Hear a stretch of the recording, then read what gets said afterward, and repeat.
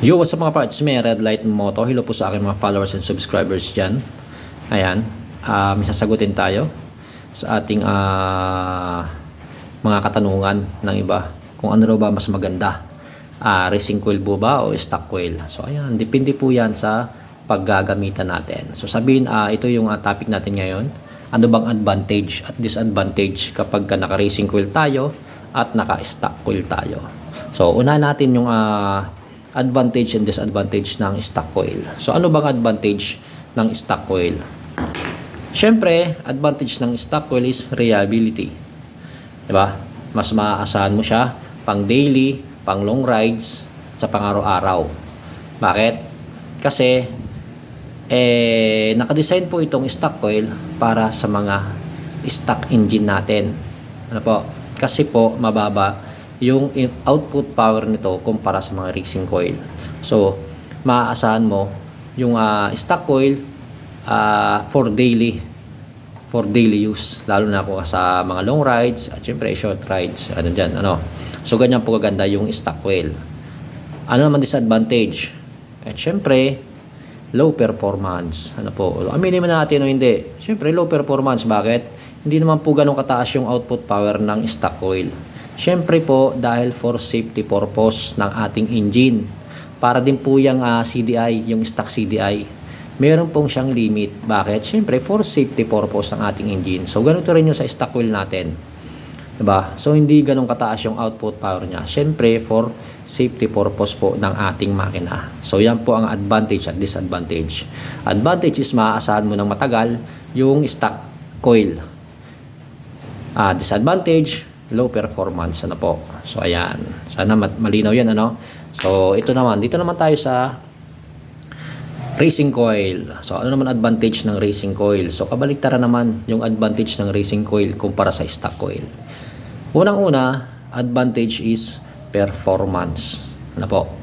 So asahan natin kapag naka-racing coil tayo, pag magandang racing coil, performance. So lalong-lalo na po sa mga upgrade na motor, kailangan po yung mga high racing coil.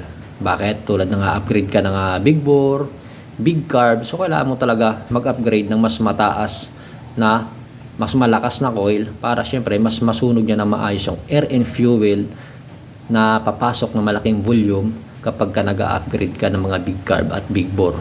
So kailangan mo po ito.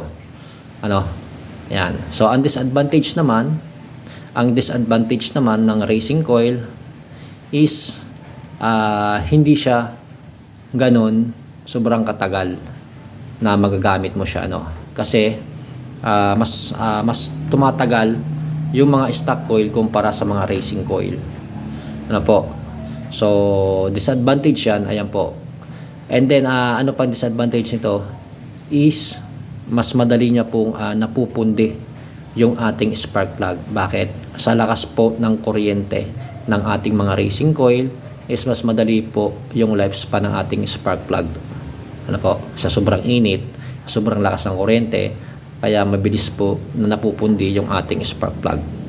So yan po ang advantage at disadvantage ng stock coil at racing coil. So hindi mo pwedeng sabihin na mas malakas yung stock coil kumpara sa racing coil. Kasi po, kung may tester lang ako, makikita nyo kung gaano kalayo yung pagkakaiba ng output power ng dalawang yan, ng racing coil at ng stock coil. So malayo po pagkakaiba nyan. So doon pa lang, alam mo na kagad na pagkaiba sila ng performance pagdating sa motor natin. So ayan, sana malinaw yan.